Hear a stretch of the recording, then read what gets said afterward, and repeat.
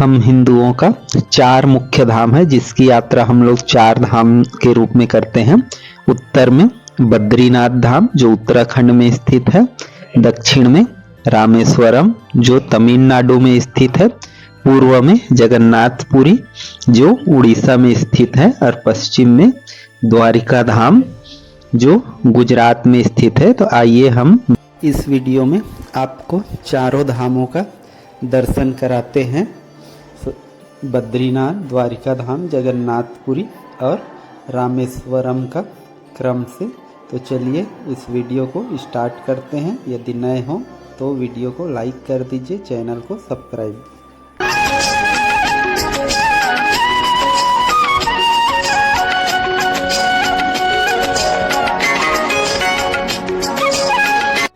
Hello दोस्तों, हमारा 3 धामों का दर्शन हो चुका है। केदारनाथ धाम का दर्शन किए हैं आप लोग। अब हम लोग चलते हैं हमारा चौथा धाम बद्रीनाथ धाम, और उसके लिए हम लोग रेडी हैं।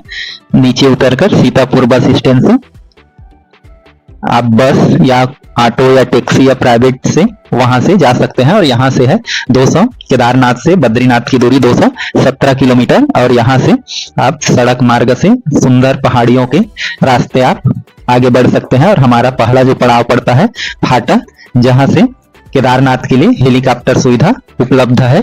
यहाँ से जब हम लोग आगे बढ़ते हैं तो आगे पड़ता है हमको गुप्तकाशी, और ये एक बड़ा सा शहर है। और यहाँ से भी केदारनाथ के लिए हेलीकॉप्टर सुविधा उपलब्ध है, यहाँ लोग स्टे भी करते हैं। यहाँ से फिर हम लोग आगे बढ़ते हैं तो हमको मिलता है कुंड, वहां से फिर हम लोग रुद्रप्रयाग के लिए निकलते हैं। और यहाँ से 2 रास्ते जाता है, तो रुद्रप्रयाग वाला रास्ता सीधा है, ये अगस्त मुनि और तिलवाड़ा होते हुए रुद्रप्रयाग तक जाता है वो भाया। और यहाँ पर देखिए बिल्कुल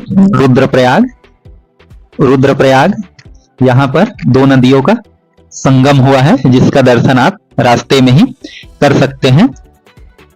और यहाँ से देखिए ये 2 नदियां मंदाकिनी और अलकनंदा नदी का संगम है। आप चाहे तो यदि आप यात्रा की शुरुआत सीधा बद्रीनाथ के लिए करते हैं तो हरिद्वार और ऋषिकेश से सीधा आप यहाँ आ सकते हैं। वहां से इसकी दूरी 310 किलोमीटर के आसपास पड़ेगा। ऋषिकेश से 15 किलोमीटर दूर आपको ट्रेन की सुविधा ऋषिकेश और हरिद्वार तक मिलेगा। और यहाँ से फिर हम लोग आगे बढ़ते हैं कर्णप्रयाग के लिए। कर्णप्रयाग में अलकनंदा और पिंडर हिम नदी का संगम है। और फिर यहाँ से आगे हम लोग चलते हैं तो नंदप्रयाग मिलता है, जहां पर अलकनंदा और नंदाकिनी नदी का संगम है। तो यहाँ पर 3 प्रयागों का दर्शन आप कर चुके हैं। और यहाँ का बिल्कुल सुंदर पहाड़ियों के बीच ये रास्ता कहीं कहीं पर थोड़ा सा खराब होता है लैंडस्लाइड के कारण, और बाकी जगह ठीक ही है। तो लैंडस्लाइड जहां हुआ है वहां पर यदि प्राइवेट या स्वयं की गाड़ी में है तो बहुत सावधानी से गुजरना पड़ता है, और एक तरफ को आने जाने दिया जाता है। वहां से आगे बढ़ते हुए ये देखिए कि हम लोग पहुंचते हैं जोशीमठ, जो बहुत ही अधिक ऊंचाई पर स्थित है। और जोशीमठ बहुत बड़ा एक शहर है, बद्रीनाथ के पहले प्रमुख शहर है। लोग यहाँ पर भी विश्राम करते हैं। और जोशीमठ ही वह स्थान है जहाँ शीत ऋतु में भगवान बद्रीनाथ की यहीं पर लाया जाता है और यहीं पर उनका पूजा किया जाता है। तो जोशीमठ एक बहुत ही बड़ा सिटी है जहां आप स्टे कर सकते हैं। ये देखिए कितनी ऊंचाई पर स्थित है, बहुत अधिक ऊंचाई पर। यहाँ से फिर कुछ नीचे की ओर हम जाते हैं बद्रीनाथ जाने के लिए। और इसी रास्ते में जो हमारा चौथा जो प्रयाग पड़ता है वो है जिसे विष्णु प्रयाग बोला जाता है। और इस रास्ते में आपको 4 प्रयागों का दर्शन होगा। और वापसी के टाइम यहाँ अलकनंदा और धौली गंगा का संगम होता है। और वापसी में हरिद्वार के रास्ते में देव प्रयाग पड़ता है इधर से वापसी के समय में। तो इधर से जैसे हम आगे बढ़ते हैं रोड थोड़ा सा सकरा सा होते जाता है। और यहाँ से जैसे हम लोग आगे बढ़ते हैं हमको लास्ट पड़ाव मिलता है गोविंद घाट। और गोविंद घाट वो जगह है जहां पर भी आप स्टे कर सकते हैं। और ये सबसे लास्ट स्टॉपेज होता है, इसके बाद सीधा हमको मिलेगा बद्रीनाथ धाम। और यहाँ से देखिए हम लोग थोड़ा सा नीचे उतर रहे हैं, तो जोशीमठ से आपको थोड़ा सा मतलब बद्रीनाथ नीचे स्थित है जोशीमठ से। यहाँ ये बद्रीनाथ का बस स्टॉपेज या टैक्सी स्टॉपेज, यहाँ से आप चारों तरफ पर्वतों का ये है नर नारायण पर्वत, और इन्हीं नर नारायण पर्वत में ही स्थित है स्वामी बद्रीनाथ। यहाँ पर टैक्सी स्टैंड, बस स्टैंड और सभी प्रकार के गाड़ियां, जो भी प्राइवेट गाड़ी है यहीं पर स्टॉप है। और यहाँ से रख के यहाँ देखिए जो बर्फ से ढकी पहाड़े हैं जस्ट पीछे बद्रीनाथ के, आपको यहाँ पर साल का पहला बर्फबारी हो चुका है। और बद्रीनाथ का धाम अक्षय तृतीया को खुलता है और भाई दूज के पास बंद हो जाता है। तो 6 माह तक भगवान बद्रीनारायण का पूजा जोशीमठ में होता है। यहाँ पहली बर्फबारी पड़ चुका है, अब आगे बर्फबारी होते रहेगा। तो जब दीपावली होता है उसके पूजा के बाद ज्यादा पड़ने लगता है। ये यहाँ से अलकनंदा नदी बहुत तेज बहाव के साथ चलता है, देख सकते हैं अलकनंदा का बहाव कितना ज्यादा तेज गति से चल रहा है। और हम लोग चलते हैं अब भगवान बद्रीनाथ के दर्शन के लिए। ये देखिए ये बद्रीनाथ जी का मंदिर ऊपर दिखाई दे रहा है और ये अलकनंदा नदी ऊपर से, तो अलकनंदा नदी के तट पर ही बद्रीनाथ का धाम है। और नर नारायण पर्वतों के मध्य या उन्हीं पर्वतों के बीच ये स्थित है। और पीछे में नीलकंठ की पहाड़ियां हैं, यहाँ पर नीलकंठ का भी ट्रेकिंग है। यहाँ से देखिए ये चरण पादुका और जो है ये तप्त कुंड, नारद कुंड, ब्रह्म कमल यहीं से है। और आगे में बद्री धाम का यहाँ चरण पादुका के लिए इधर की ओर जाते हैं। भगवान विष्णु जी का चरण पादुका है, यहाँ पर लोग स्नान करते हैं। तप्त कुंड है ये, और तप्त कुंड में स्नान करने के बाद हमारे रोग दोष दूर हो जाते हैं, ऐसा मान्यता है। यहाँ का तापमान 55 से 60 डिग्री के आसपास या कभी कभी उससे भी ज्यादा होता है। और ये है अगला कुंड नारद कुंड, जो ठंडे जल का कुंड है। यहीं से भगवान बद्रीनाथ का मूर्ति मिला था, तो इसलिए ये महत्व रखता है मूल रूप से। और इधर देखिए बिल्कुल खूबसूरत नजारे बद्रीनाथ धाम से, चारों तरफ पहाड़ और यहाँ पर ये स्थित है बद्रीनाथ धाम। यहाँ से आपको थोड़ा सा 2 से 4 घंटे तक में लाइन में लगना पड़ सकता है। ये मान्यता है कि यहाँ जब भगवान विष्णु जी तपस्या कर रहे थे तो उसके वो बर्फ से ढक गए थे, तो माँ लक्ष्मी ने उन पर बद्री पेड़ का जय बद्री नारायण, ये देखिए बद्री भगवान का दर्शन कीजिए, जय बद्री नारायण। और ये शालिग्राम से बना ये वास्तविक मूर्ति है उनका बद्री नारायण जी का, जो 1 मीटर की ऊंचाई वाला है। और यही बद्री नारायण जी का मूर्ति है जो शंकराचार्य जी ने नारद कुंड से निकालकर यहाँ स्थापित किया था। ये शंकराचार्य जी का भी यहाँ पर मूर्ति स्थापित है। ये मुख्य मंदिर देख सकते हैं, दर्शन कर सकते हैं। ये प्रांगण है कि यहाँ से ये मुख्य मंदिर ये देखिए। और यहाँ पर बहुत सारे देवी देवताओं का भी मूर्ति है, जिनका ये आप देख सकते हैं। बद्री नारायण जी का ये मूर्ति यहाँ पर बिल्कुल पीतल का है, इससे आप अंदाजा या बद्री नारायण जी का दर्शन कर सकते हैं कि ऐसे है।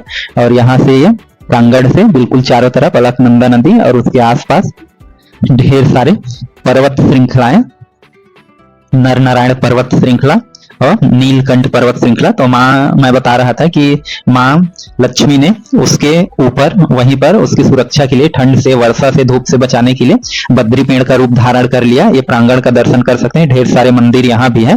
तो जब बन गई बद्री पेड़ के रूप में, तो उससे भगवान विष्णु जी को ये लाइन में लगे हुए लोग, तो उसी के ऊपर पूरा बर्फ पड़ा। और जो भी हुआ, यहाँ से चलते हैं चरण पादुका की ओर। और यहाँ से तप्त कुंड, तो बताया था मैं यहाँ तप्त कुंड है, तो इधर से हम लोग चलेंगे चरण पादुका का दर्शन करने। तो जब भगवान विष्णु कई वर्षों के बाद जब जगे तो देखा कि माँ बर्फ से ढकी हुई, बर्फ पड़ा हुआ है माँ के ऊपर, तो उन्होंने ही बताया कि उनका नाम उन्हीं के नाम हिसाब से बद्री नारायण, और बद्री का मतलब होता है बेर का जो वृक्ष बना था, तो बद्री नारायण मतलब माता लक्ष्मी का नारायण होता है। तो तब से ये बद्री नारायण रूप इसका पड़ा। और यहाँ से लगभग 3 किलोमीटर ट्रेकिंग के बाद है चरण पादुका। तो ये चढ़ाव है और यहाँ पर मौसम थोड़ा खराब है। खराब मतलब यहाँ बहुत ऊंचाई होने के कारण ऊपर देख सकते हैं बर्फबारी भी शुरू हो चुका है हल्का फुल्का। तो इधर अब बर्फबारी कभी भी होने लगेगा। तो ये चरण पादुका थोड़ी ही दूर में है। और ऐसा भी ये देखिए ये भगवान विष्णु जी का चरण पड़ा था ऐसा माना जाता है, तो यहाँ पर उसके चरणों के निशान है। तो ये चरण पादुका है जिसका दर्शन करके लोग मोक्ष की प्राप्ति करते हैं। यहाँ ये जगह हमारे हिंदुओं में सबसे श्रेष्ठ जगह माना गया है, जहाँ हमारे इष्ट देव विष्णु जी का वास है। तो इसलिए यहाँ पर देखिए थोड़ा सा बर्फबारी भी शुरू हो गया है। और जैसे ये पहाड़ के ज्यादा ऊपर की ओर है तो यहाँ होता है और नीचे तरफ हो सकता है ये ना हो, क्योंकि ऊपर बर्फ से ढका हुआ आप देख सकते हैं। अब आगे हम लोग चलते हैं। ये देखिए यहाँ पर भी बर्फ का माड़ा गांव, जो भारत का प्रथम विलेज कहलाता है आज के डेट में। पहले इसको अंतिम विलेज के नाम से जाना जाता था। ये बर्फ के पहाड़ देख सकते हैं, बिल्कुल यहाँ पर ये बर्फ पिघल रहा है, चल रहा है, फिर गिर जाता है बर्फ। तो इस प्रकार से यहाँ पर और खूबसूरती आपको ज्यादा नजर आने लगेगी। देखिए पहाड़ कितने सुंदर, बर्फ से ढके पहाड़, यदि खुला आसमान हो तो और भी सुंदर। ये देखिए यहाँ हम देख सकते हैं, ये हम लोग पहुंच गए भारत का प्रथम विलेज। अंतिम भी विलेज था पहले, अब आज की डेट में इसको प्रथम विलेज बोला जाता है कि प्रथम। इसके बाद और कोई भी गांव नहीं है पहाड़ी के बाद, जस्ट मतलब हिमालय पर्वत और हिमालय के बाद जो भी दूसरे देश के बॉर्डर है वहां से आ जाएंगे। और यहाँ के प्रमुख तीर्थ स्थल देख सकते हैं, भीमपुल, गणेश गुफा, व्यास गुफा ये स्थित है यहाँ पर। तो ये पवित्र स्थल है कि यहाँ पर गणेश गुफा है, और ऐसा माना जाता है कि गणेश जी ने यहीं बैठ के महाभारत और 18 पुराणों की रचना किया था। जब वेद व्यास जी उसको बोलते थे, ये गणेश गुफा, यहीं पर बैठ के महाभारत की रचना किया था गणेश जी ने। तो ये पवित्र स्थल है बहुत हमारा, और इसीलिए जो बद्रीनाथ है उसको हमारे हिंदुओं का सबसे पवित्र स्थल या बैकुंठ माना जाता है। और यहीं पर एक गणेश जी का मंदिर भी है जहां पर हम गणेश जी का दर्शन कर सकते हैं। और यहाँ से आगे ये देखिए, आगे बढ़ने पर हमको मिलता है, आगे थोड़ा सा ऊपर में वेद व्यास जी का गुफा है। यहाँ पर वेद व्यास जी ने यहाँ पर बैठ के पुराणों की रचना किया था। तो यहाँ पर ये अंदर में बैठ के पुराणों की रचना किया था। और ये जो ऐसे रखा हुआ है पत्थर देख रहे हैं, तो इसको व्यास की, वेद व्यास की पोथी भी बोला जाता है, क्योंकि ये पोथी जैसे है। पत्थर को देखिए, एक पोथी जैसे पहले भोजपत्र में लिखा जाता था उसी नुमा में है, तो इसलिए इसको बोला जाता है।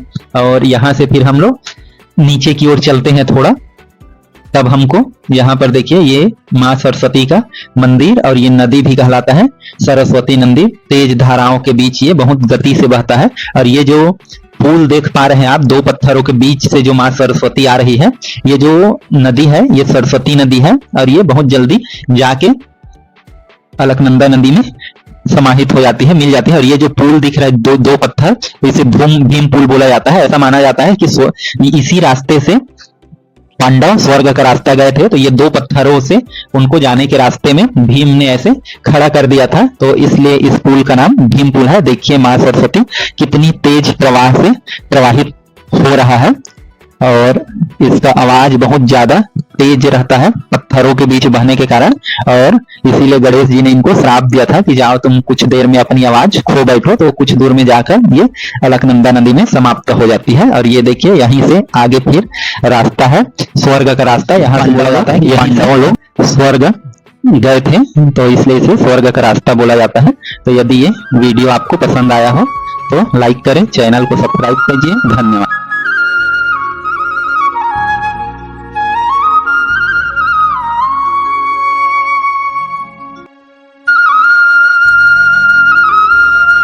भारतीय हिंदुओं के 4 धामों में से एक द्वारिका नगरी, जो भगवान श्री कृष्ण को समर्पित है, ये अरब सागर के पास ही स्थित है और हमारे 4 धामों में से एक है।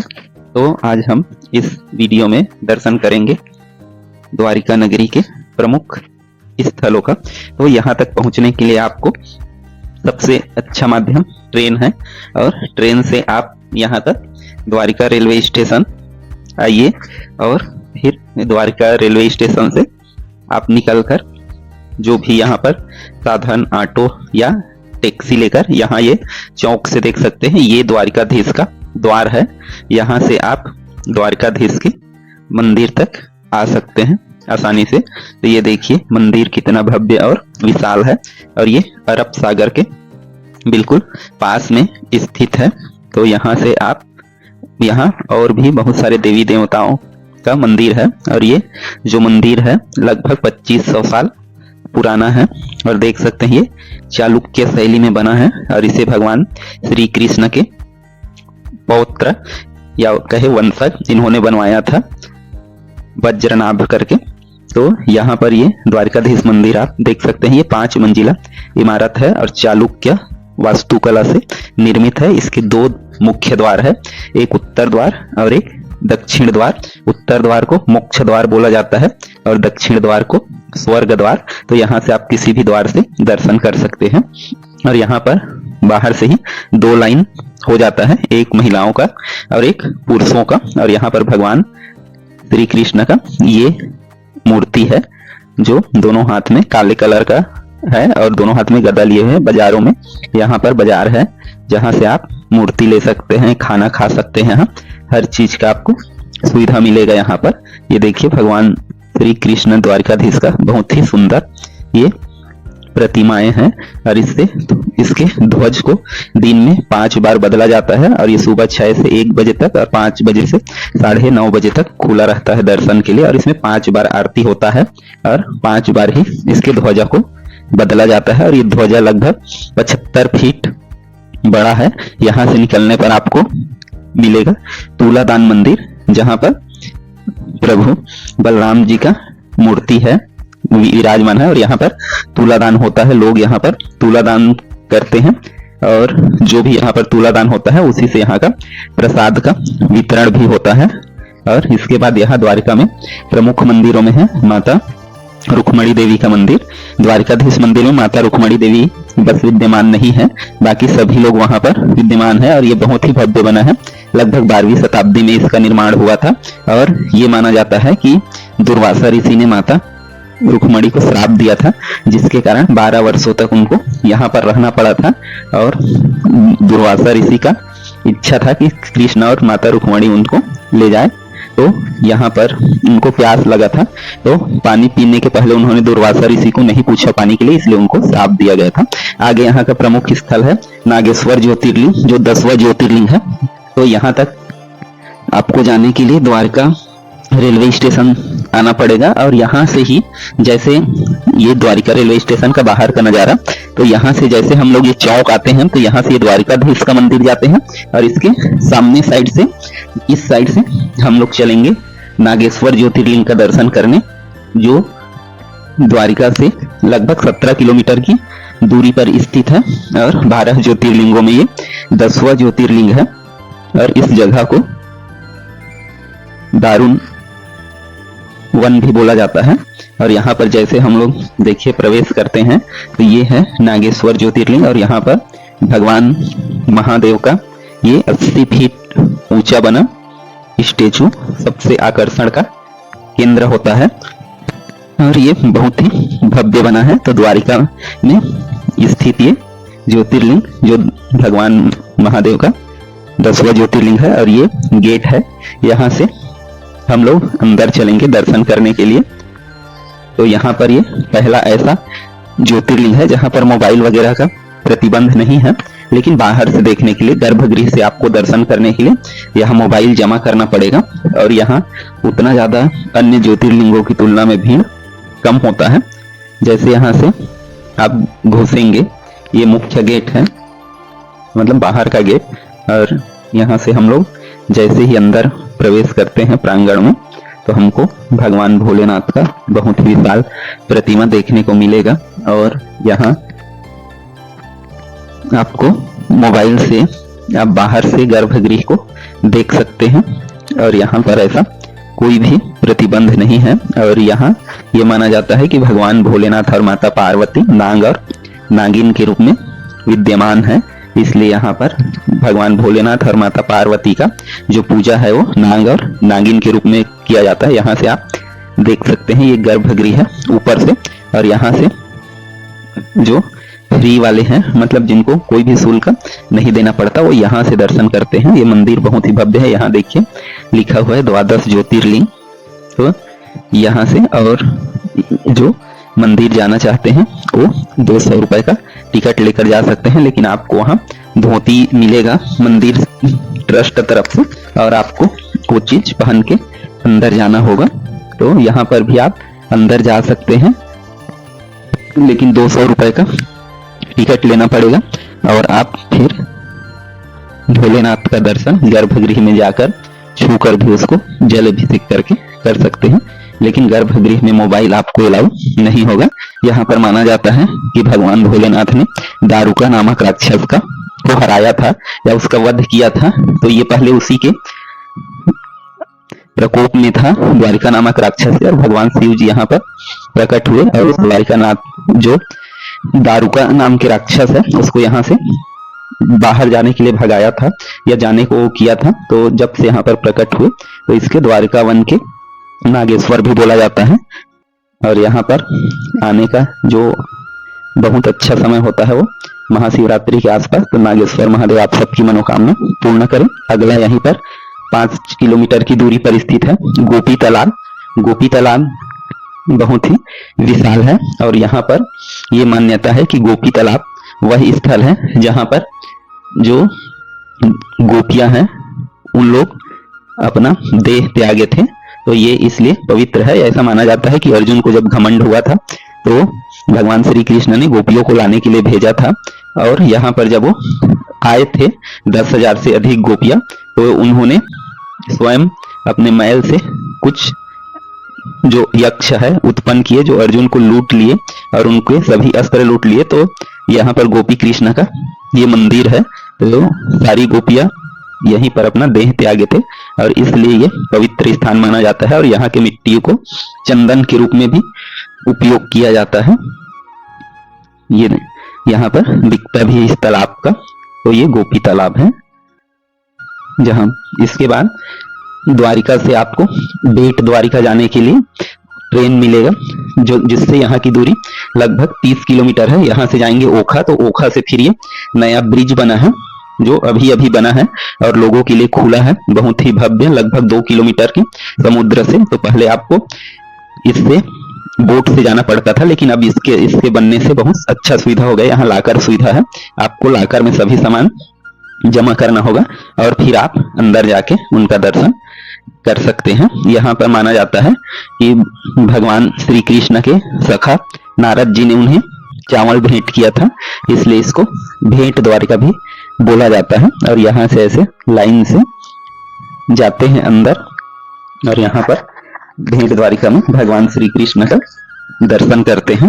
तो ये बहुत ही 2 द्वारिका है और यहाँ पर ये कृत्रिम रूप से स्वर्ण द्वारिका बनाया गया है, जहाँ पर पर्सन 40 रुपए का टिकट है। ये एक हिसाब से म्यूजियम इसको मान सकते हैं, कृत्रिम रूप से बनाया गया है। और जो रियल द्वारिका है वो भगवान कृष्ण के मृत्यु के पश्चात समुद्र में जलमग्न हो गया था। तो ये बहुत ही सुंदर बना है और इसमें ये कारागार में भगवान श्री कृष्ण का जन्म, फिर इनका गोकुल जाना और ऐसे करके ये पूतनावध, मतलब हर चीज को भगवान श्री कृष्ण के जन्म से लेकर ये बांसुरी बजाना, यहाँ पर भी मटकी फोड़ना, ये कालिया नाग का शीश में नाचना, अपने मामा कंस का वध करना, ये धेनुकासुर का वध करना, बकासुर का, और यहाँ पर रासलीला, ये सभी जो आश्रम में, संदीपनी आश्रम में शिक्षा ग्रहण करना, ये सभी चीजें यहाँ पर जन्म से लेकर मृत्यु तक के भगवान श्री कृष्ण को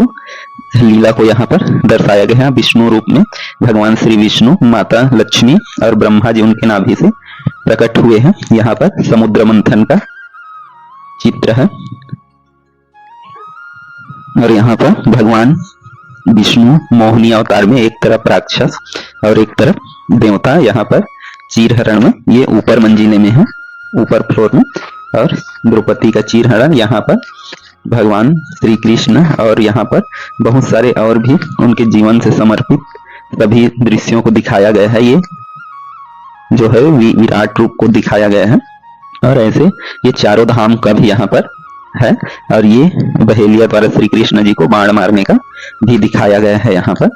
तो ये स्वर्ण द्वारिका, और यहीं पर है हनुमान दांडी मंदिर, जहाँ पर मकर ध्वज और हनुमान जी का प्रतिमा है। ऐसा माना जाता है कि ये एकमात्र पिता पुत्र का मंदिर है और मकर ध्वज को महावीर का भी पुत्र माना जाता है। उसके पसीने से समुद्र में मगर द्वारा उसका पसीना ग्रहण करने से जो पुत्र हुआ था वह है, ये छोटा वाला हनुमान जी का है और बड़ा वाला मकर ध्वज जी का।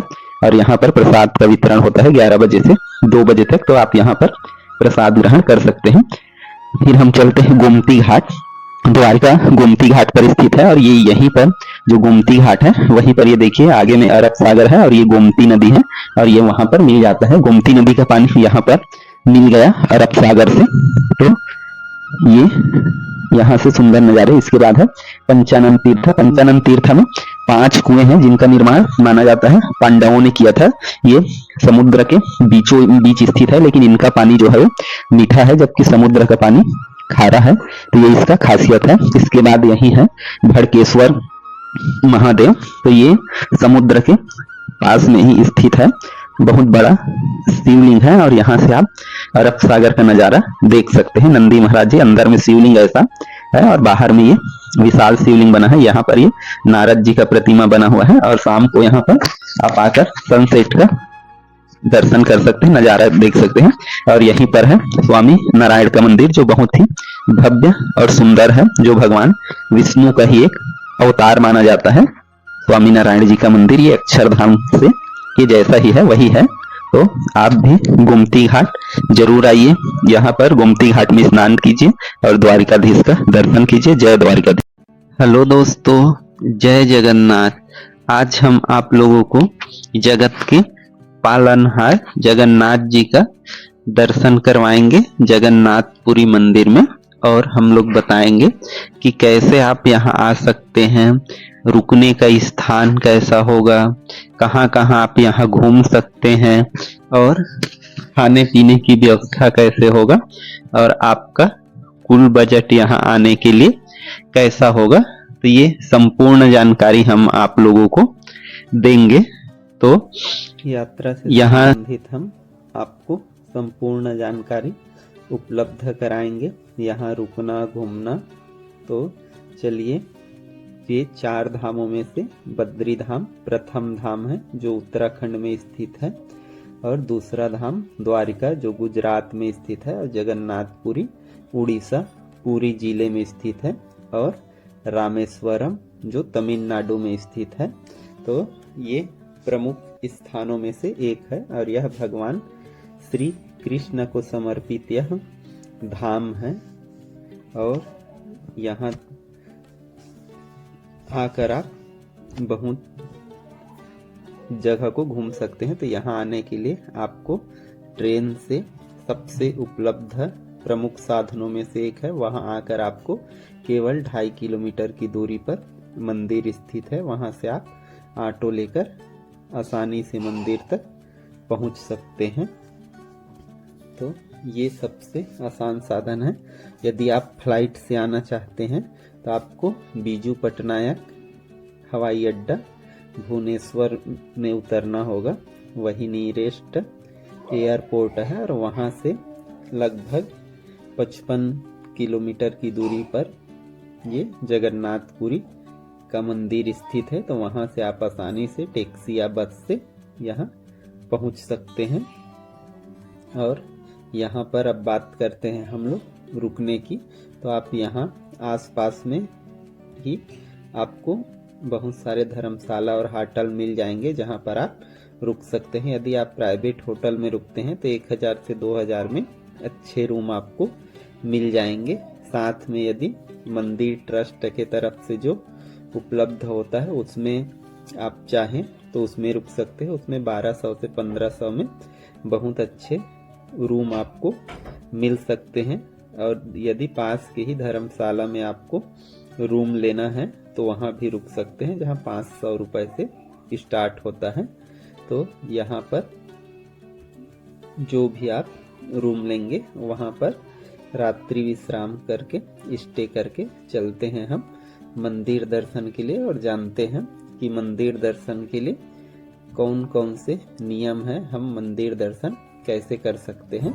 तो यहाँ पर स्वामी श्री जगन्नाथपुरी जी में 4 प्रमुख द्वार है और चारों में ही लाकर की सुविधा है, जहाँ पर आप अपना सामान, बैग, पर्स, मोबाइल आप यहीं पर रख सकते हैं। फ्री सुविधा होता है। अंदर कोई भी बैग, पर्स, इलेक्ट्रॉनिक सामान ले जाना वर्जित होता है। तो फूल माला ले जाकर आप भगवान श्री जगन्नाथ, बड़े भैया बलराम जी और बहन सुभद्रा का आप दर्शन कर सकते हैं। और मंदिर में और भी कई सारे देवी देवताओं का मंदिर है, जहां आप दर्शन पा सकते हैं। और यहाँ का सबसे प्रमुख होता है यहाँ का प्रसाद, जो 56 भोग से बना होता है। और ये जो है ये 7 बर्तनों में बनता है। जो सबसे ऊपर वाला है उसमें पहले बनता है। 500 लोग यहाँ पर रसोइये काम करते हैं और 300 लोग लगभग उनके सहायक होते हैं। तो यहाँ पर का प्रसाद जो 56 भोग है, आप अपने आवश्यकता और अपने बजट के अनुसार जितने भी रुपए का चाहे वो ले सकते हैं। और ये बहुत ही खूबसूरत दृश्य तीनों भाई बहनों का, और ये लकड़ी से बना होता है जिसको हर 13 साल में बदला जाता है, जो नीम की लकड़ी से बनता है। और इसे कलेवर बोलते हैं कि हर 13 साल में वो खंडित हो जाता है, फिर उसका नया बनाकर मूर्ति स्थापित किया जाता है। तो ये इस मंदिर का प्रमुखता है कि दूसरे मंदिरों की तुलना में यहाँ पर जो मूर्ति है वो लकड़ी से बना हुआ है। जगन्नाथ जी, बड़े भैया बलराम और बहन सुभद्रा का। और यहाँ शाम का नज़ारा बहुत सुंदर होता है लाइटिंग में। और यहाँ घूमने के लिए बहुत सारे जगह है। यहाँ साल में अक्षय तृतीया के समय जो रथ निकलता है वो बहुत ही भव्य होता है। पूरे देश के श्रद्धालु यहाँ आते हैं और उससे 15 दिन पहले दर्शन बंद हो जाता है, फिर रथ यात्रा के पश्चात ये होता है। और यहीं से फिर आप गोल्डन बीच जा सकते हैं, जो 1.5 किलोमीटर की दूरी पर स्थित है। और ये बहुत ही सुंदर स्थल है। शाम के समय यहाँ लोग सनसेट देखने आते हैं कि यहाँ का नज़ारा बहुत ही सुंदर है। आप स्विमिंग कर सकते हैं यहाँ पर, केमल राइडिंग, हॉर्स राइडिंग, इनका आप आनंद उठा सकते हैं। और यहाँ का जो सनसेट है वो बहुत ही सुंदर होता है। और इसके पश्चात फिर से आप वापस आ जाइए शाम को। और यहाँ पर जो जगन्नाथ स्वामी मंदिर के चारों ओर परिक्रमा पथ बना है उसका आप आनंद ले सकते हैं। बहुत ही सुंदर ये कॉरिडोर बना हुआ है, विकसित किया गया है इसमें। और इस रास्ते में भव्य मंदिरें हैं। सबसे प्रथम मंदिर भगवान श्री कृष्ण जी का है, उसके पश्चात श्री हनुमान जी का मंदिर है। तो इस परिक्रमा पथ में सबसे अंतिम में स्वामी नारायण जी का मंदिर है, जो बहुत ही भव्य और विशाल बना हुआ है। तो आप यहाँ भी आनंद ले सकते हैं। फिर इसके पश्चात आपको अगले दिन यहाँ से जो भी 30 से 40 किलोमीटर के आसपास जितने प्राकृतिक स्थल है वहाँ का आप भ्रमण कर सकते हैं। और पहले ही दिन आप इसके लिए बस में टिकट बुक कर लीजिए या टैक्सी कर लीजिए। और इसके पश्चात आप अर्ली मॉर्निंग ही यहाँ से निकल जाइए, ताकि आप ज़्यादा से ज़्यादा स्थानों को कवर कर सकें। तो वो आप अपनी सुविधा अनुसार ये चीज़ कर सकते हैं। तो इसके लिए यहाँ से हम लोग चलते हैं कोणार्क सूर्य मंदिर के लिए। तो यहाँ से आपको 32 किलोमीटर की दूरी पर पड़ेगा एक और बीच, जिसे चंद्रभागा बीच बोला जाता है। तो वहाँ पर भी आप बहुत ही सुंदर नज़ारों का चंद्रभागा नदी, जहाँ पर बंगाल की खाड़ी में मिलता है, इसका आप आनंद ले सकते हैं। यहाँ पर कुछ समय बिताने के बाद आप आगे प्रस्थान कर सकते हैं। यहाँ बहुत ही सुंदर दृश्य होगा। फिर आगे हम लोग चलेंगे कोणार्क का सूर्य मंदिर, जो अपने आप में ऐतिहासिक और बहुत ही भव्य है, बहुत ही ऊंचा। यहाँ पर ऊपर शेर, नीचे उसके हाथी है और उसके नीचे मनुष्य भी है। ये भव्य गेट है और बना भी बहुत ही बड़ा है। और ये जो सामने जो दिख रहा है वास्तव में इसका मंदिर का प्रांगण है। पीछे और बहुत ही विशाल मंदिर हुआ करता था, जो आज के डेट में विद्यमान नहीं है। और यहाँ पर आप गाइड ले सकते हैं। तो गाइड आपको हर एक जगह का जो ऐतिहासिक महत्व है वो और अच्छे से बता देगा। तो यहाँ पर आपको ज़रूर आना चाहिए। और यहाँ से फिर हम लोग आगे चलते हैं और आगे हमको मिलेगा बुद्ध का शांति स्तूप। और ये शांति स्तूप जो है भगवान बुद्ध को समर्पित है और ये बहुत ही भव्य और ऊंचा बना हुआ है। और यहीं पीछे में भी मंदिर है जहां आप दर्शन पा सकते हैं। इसके बाद हम लोग आगे चलते हैं, आप भी जा सकते हैं हिंगलाज मंदिर, जो भगवान विष्णु और शिव जी को समर्पित है। ये बहुत ही बेहतरीन बना हुआ है और यहाँ पर आप दर्शन कर सकते हैं। यहाँ पर लॉकर की सुविधा है, अंदर कोई भी मोबाइल या इलेक्ट्रॉनिक सामान, बैग, पर्स आपको ले जाने की अनुमति नहीं होता।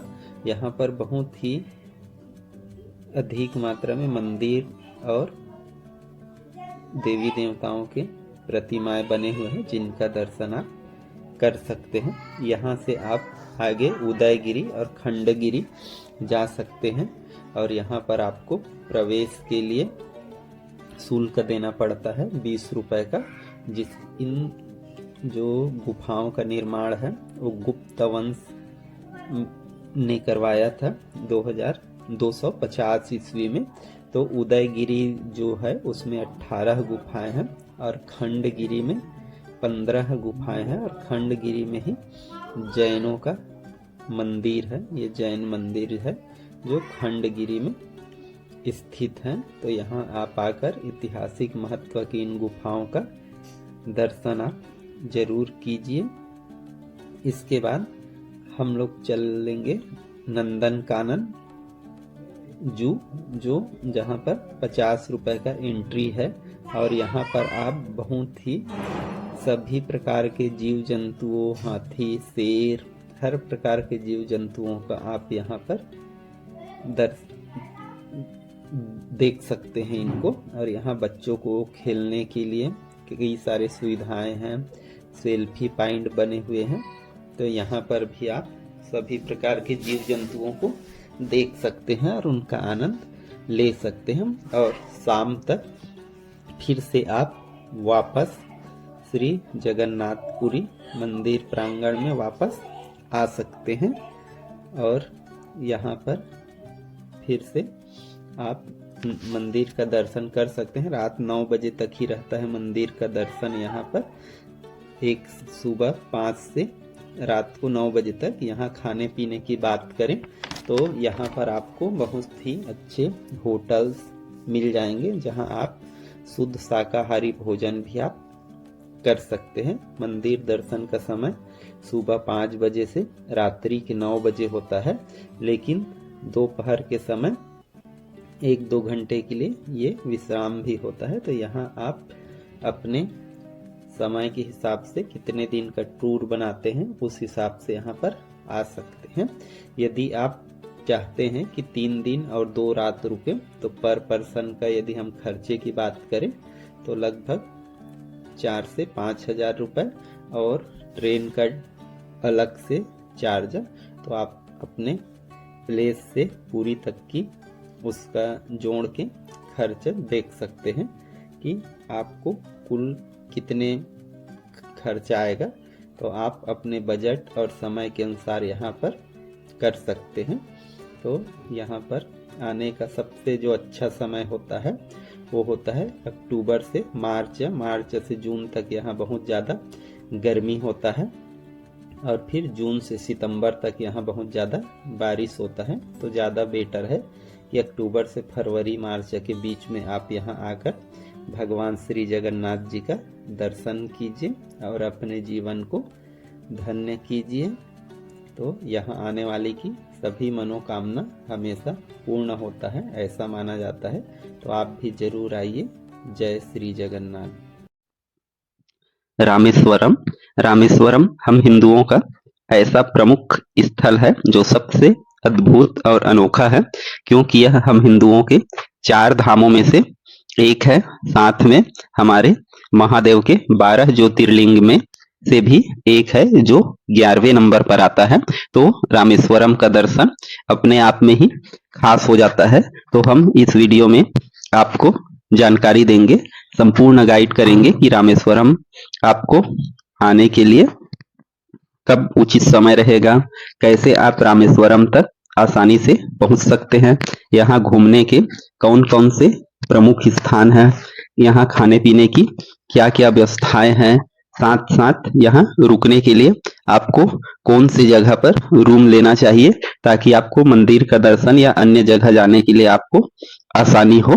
तो ये संपूर्ण जानकारी हम आपको उपलब्ध कराएंगे। तो यदि आप इस वीडियो में फर्स्ट टाइम है तो इस वीडियो को लाइक कर दीजिए और आगे ऐसे ही और वीडियो इंफॉर्मेटिव वीडियो प्राप्त करने के लिए चैनल को सब्सक्राइब कर लीजिए। तो चलिए हम हमारे चौथे धाम रामेश्वरम और 11वें ज्योतिर्लिंग दर्शन की शुरुआत करते हैं।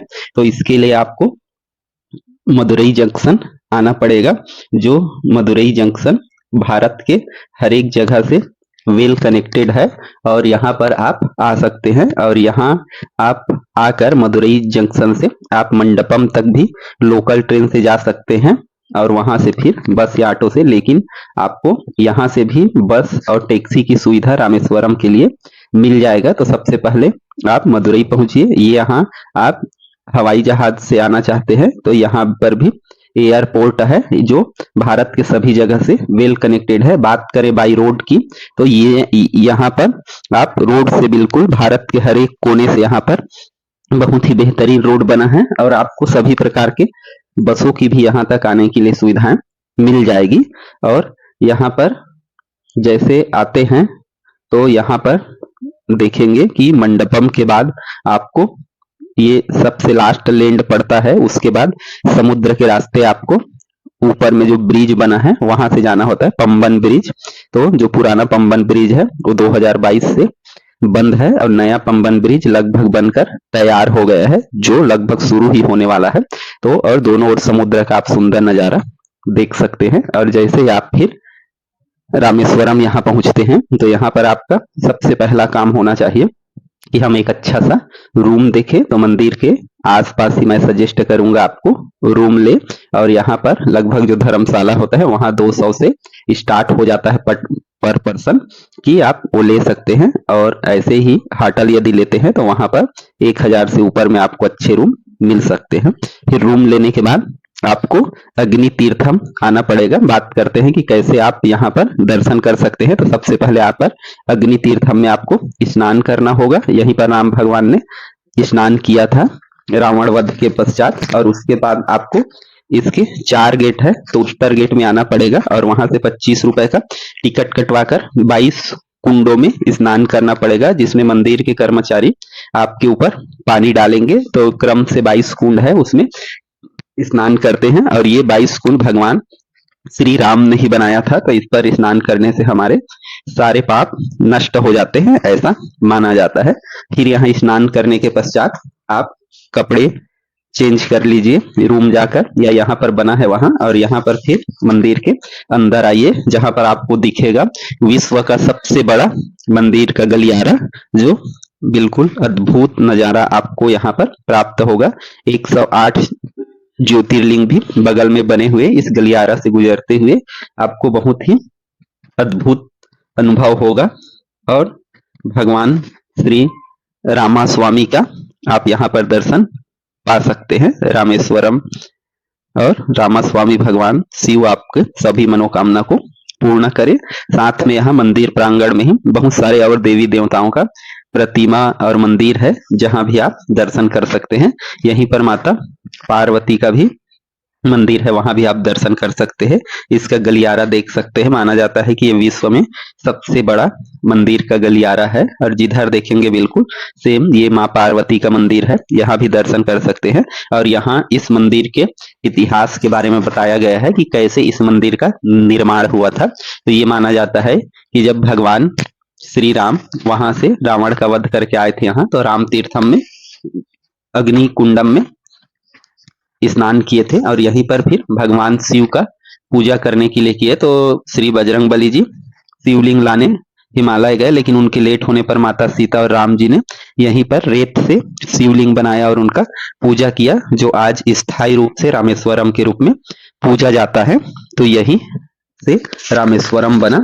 तो इसके पश्चात जब श्री बजरंगबली जी ने 2 शिवलिंग और लेके आए तो उसको भी मंदिर में ही स्थापित किया गया और इस प्रकार से रामेश्वरम का नींव रखा श्री राम जी माता सीता ने। इसके पश्चात आप मंदिर यहाँ पर दर्शन करने के पश्चात और कौन कौन से जगह जाना चाहते हैं तो उसमें सबसे प्रमुख जगह है धनुष कोडी, जो यहाँ से लगभग 22 किलोमीटर की दूरी पर स्थित है। तो इसके लिए आपको बस या टैक्सी में जाना पड़ेगा। तो वहां से बस भी जाएंगे तो लगभग 300 रुपए में पूरे जगह घुमाकर आपको वहां छोड़ देते हैं, और प्राइवेट करेंगे तो 800 से 1500 2000 तक ऐसे में जाते हैं। तो आप अपनी इच्छा अनुसार जा सकते हैं। तो यहाँ पर हमारा जो लैंड है वो खत्म होता है, और यहाँ पर ये माना जाता है कि पहले 1964 के सैलाब से पहले ट्रेन की सुविधा था, यहाँ सभी चीज सुविधा था, लेकिन उस सैलाब में पूरा ये चर्च था, पूरे ये गांव जो है वो पूरे जलमग्न हो गया और तब से ये खंडहर है। सरकार द्वारा भी यहाँ पर मछुआरों को दिन में बसाने का इजाजत है, फिर शाम को उनको खाली करना होता है, क्योंकि कभी भी यदि इसमें सैलाब आया तो हानि हो सकता है। और ये देखिए कि यहाँ पर दो सागर जो राइट साइड में है वो बंगाल की खाड़ी और लेफ्ट से आ रहा है जो है वो अरब सागर, ये दोनों का यहाँ पर संगम होता है। तो ये भी आप यहाँ पर खूबसूरत नजारा देख सकते हैं। यही से भगवान श्री राम ने राम सेतु का निर्माण करके लंका गए थे और रावण का वध किए थे और माँ सीता को वापस लाए थे। तो इस जगह का खास विशेष महत्व है यहाँ पर आने से। और ये व्यू पॉइंट बना हुआ है, यहाँ पर अशोक स्तंभ भी बना हुआ है, ये अशोक स्तंभ बीच में, यहाँ से गाड़ियां पार करके भी आप समुद्र का सुंदर नजारा ले सकते हैं। इससे पहले कोठांद्र रामास्वामी मंदिर है, कोठार रामास्वामी मंदिर, जहां पर भगवान श्री राम ने रावण का वध करने के पश्चात श्री विभीषण जी का यहाँ पर राज्य अभिषेक किया था विधिवत। तो ये जगह श्री विभीषण जी को समर्पित है, और यहाँ पर माता सीता, श्री राम जी, हनुमान जी का भी यहाँ पर मूर्ति आपको मिल जाएगा। और यहाँ पर पूरे विभीषण जी और जो भी हमारे रामायण है उसके दृश्य दिखाए गए हैं, और उसके बारे में वहां नीचे पर लिखा गया है। तो इससे आपको संपूर्ण जानकारी और हो जाएगा कि कैसे क्या हुआ था जब रावण ने विभीषण को भगा दिया था। तो यहीं पर जो विभीषण है राम के पास उसकी सहायता के लिए आए थे, तो इसलिए राम ने जब रावण का वध किया तब यहीं पर ही उसका राज्य अभिषेक किया था। ये विभीषण जब राम के पास आए थे उनकी शरण में और उनकी सहायता करने के लिए, तो इसमें पूरे ये राज्य अभिषेक करते हुए भगवान श्री राम विभीषण जी का। और यहाँ से आप चाहें तो बाहर का सुंदर नजारा देख सकते हैं, समुद्र का भी यहाँ से आपको सुंदर नजारा देखने को मिलेगा। तो बहुत ही ये सुंदर जगह है, और ये विभीषण जी को समर्पित यह मंदिर है। इसके पश्चात रामेश्वरम में प्रमुख स्थलों में डॉक्टर कलाम मेमोरियल है, मतलब तो यहाँ पर इसका डॉक्टर कलाम का घर था जहां पर वो रहते थे, तो उसको आज म्यूजियम में तब्दील कर दिया गया है, और यहाँ डॉक्टर कलाम के जीवन को बिल्कुल स्पष्ट रूप से सभी चीजों को दिखाया गया है। तो अगला तीर्थ है राम तीर्थम। तो राम तीर्थम में भगवान श्री राम माना जाता है कि यहाँ पर लंका जाने से पहले यहीं पर आए थे और यहीं पर स्नान किए थे, इसलिए इस जगह को राम तीर्थम बोला जाता है। यहाँ पर नाग दोष जो होता है, सर्प दोष, उसका यहाँ पर निवारण भी किया जाता है। और यहीं पर पास में ही राम कुंड भी है, जिसमें भगवान श्री राम ने लंका जाने से पहले स्नान किया था। तो आज के ये राम तीर्थम है। और ऐसे ही, और वो आगे जो दिख रहा है वो कुंड है, तो वहां पर कुंड बना हुआ है, और यहाँ पर लोग आज भी स्नान करते हैं क्योंकि श्री राम जी ने यहीं पर स्नान किया था। यहाँ लक्ष्मण तीर्थम और जानकी तीर्थम भी है, जहां पर माता सीता और लक्ष्मण जी ने स्नान किया था, तो वहां भी आप टाइम हो तो जा सकते हैं। इसके पश्चात हम लोग यहाँ से चलेंगे पंचमुखी हनुमान मंदिर। पंचमुखी हनुमान मंदिर में आप दर्शन पा सकते हैं बजरंगबली के 5 मुख वाले मूर्ति का, जो ब्लैक कलर में बना बहुत ही अद्भुत मूर्ति है और बहुत ही भव्य मूर्ति है। तो यहाँ पर आप पंचमुखी हनुमान मंदिर का दर्शन पा सकते हैं, कर सकते हैं। और यहीं पर पास में ही है तैरते पत्थरों का मंदिर, जहां पर जो पुल बनाया गया था उसमें जो पत्थर तैर रहे थे उसके बारे में यहाँ पर दिखाया गया है। यहाँ तैरते पत्थरों का मंदिर है जिसमें वे पत्थर रखे गए हैं जो भगवान श्री राम ने राम सेतु बनाने के लिए उपयोग किया था और जाकर उन्हीं सेतु से रावण का वध किया था। तो आप यहाँ पर उन पत्थरों का दर्शन कर सकते हैं। तो इनको रखा गया है। साथ में कुछ ऐसे भी जगह मिल जाएंगे समुद्र के किनारे भी कि आपको पत्थर बिकते हुए मिल जाएगा। जो पत्थर आप देखेंगे वो पानी में नहीं डूबता, वो तैरने लगता है, तो उसको भी खरीदते हैं लोग।